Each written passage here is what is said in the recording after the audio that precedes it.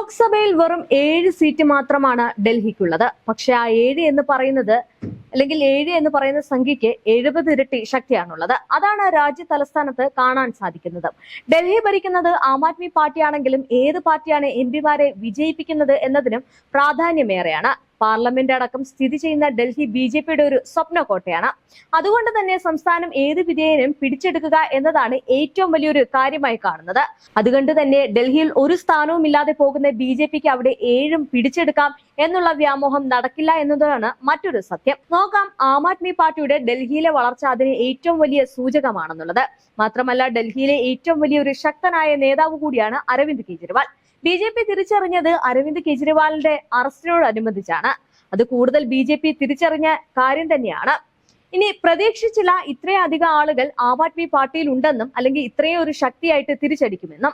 എന്നാൽ മുഖ്യമന്ത്രി അരവിന്ദ് കെജ്രിവാൾ തിഹാർ ജയിലിൽ ആയതോടെ ഡൽഹി ഭരണം പ്രതിസന്ധിയിലേക്ക് എന്ന് വിചാരിച്ച ബി.ജെ.പിക്ക് വൻ തിരിച്ചടിയാണ് എ.എ.പി പാർട്ടിയുടെ പ്രഖ്യാപനങ്ങളും അവരുടെ പ്രവർത്തനങ്ങളുമെല്ലാം നൽകുന്നത്. എന്നാൽ ഇതെല്ലാം നടക്കുമ്പോഴും കെജ്രിവാളിന്റെ ഭാര്യ സുനിത കെജ്രിവാൾ, മന്ത്രി അതിഷി തുടങ്ങിയവരുടെ പേരുകളാണ് മുഖ്യമന്ത്രി സ്ഥാനത്തേക്ക് ഉയർന്നു കേൾക്കുന്നത് എന്നതും മറ്റൊരു കാര്യം തന്നെയാണ്. ഇനി മുഖ്യമന്ത്രി സ്ഥാനം ഒഴിയില്ല എന്ന കെജ്രിവാളിന്റെ നിലപാടിൽ പാർട്ടിക്കുള്ളിൽ പൂർണ്ണ സ്വീകാര്യത ഇല്ലെന്നാണ് സൂചനയും.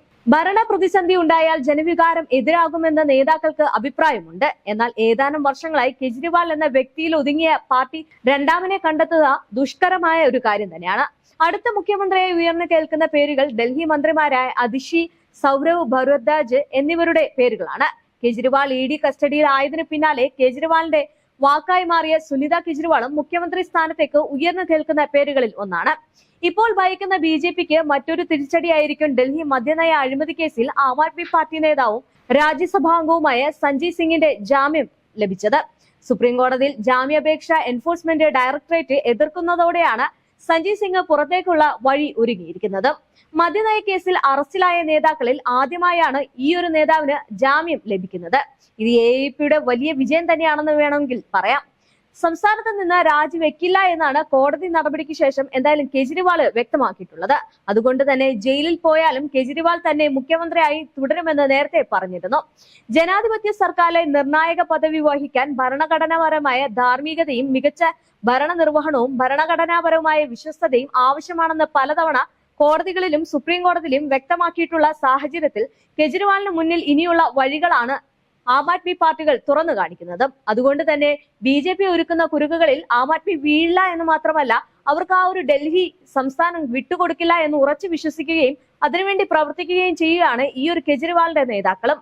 എന്തായാലും ഓരോ ദിവസം കഴിയുമ്പോഴും ബി.ജെ.പി അവർക്കെതിരെയുള്ള ശക്തമായ പ്രതിഷേധം ഉടലെടുക്കുമ്പോഴും അതിലൊന്നും തളരാതെ അല്ലെങ്കിൽ അതിലൊന്നും പതറാതെ മുന്നോട്ട് പോകുന്ന എ.എ.പി നേതാക്കളെയാണ് നമുക്ക് കാണാൻ സാധിക്കുന്നത്.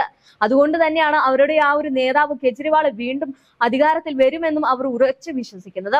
ഒന്ന് തന്നെ പറഞ്ഞോട്ടെ, ഈ ഒരു ജയിലിൽ അല്ലെങ്കിൽ അറസ്റ്റിലായ സമയം തൊട്ട് കെജ്രിവാൾ അവിടുന്ന് പ്രവർത്തിച്ചു ജനങ്ങൾക്ക് വേണ്ടിയുള്ള സേവനങ്ങൾ ചെയ്തിരുന്നു. അത് തന്നെയാണ് ജനങ്ങളെ കൂടുതൽ അടുപ്പിക്കുന്നതിനും കാരണമാകുന്നത്. എന്തായാലും ഈ ഒരു ലോക്സഭാ തെരഞ്ഞെടുപ്പിൽ വീണ്ടും കെജ്രിവാൾ അധികാരത്തിൽ വരുമെന്നതിൽ സംശയമില്ല. എന്തായാലും ബി.ജെ.പിക്ക് അവിടെ കെട്ടിയിരിക്കുന്ന ഒരു മനക്കോട്ട തകരും എന്നതൊരു കാര്യത്തിലും വേറെ മറ്റാർക്കും ഒരു സംശയമില്ല. അതും തകരാനുള്ള ചാൻസ് തന്നെയാണ് ഉള്ളത്. എന്തായാലും ഡൽഹിയിലെ മോദി സ്വപ്നവും കെജ്രിവാളിന്റെ അധികാരവും എങ്ങനെയായിരിക്കും ഉണ്ടാവുക എന്നതാണ് ഈ ഒരു ലോക്സഭാ തെരഞ്ഞെടുപ്പോടെ കാത്തിരിക്കുന്നത്.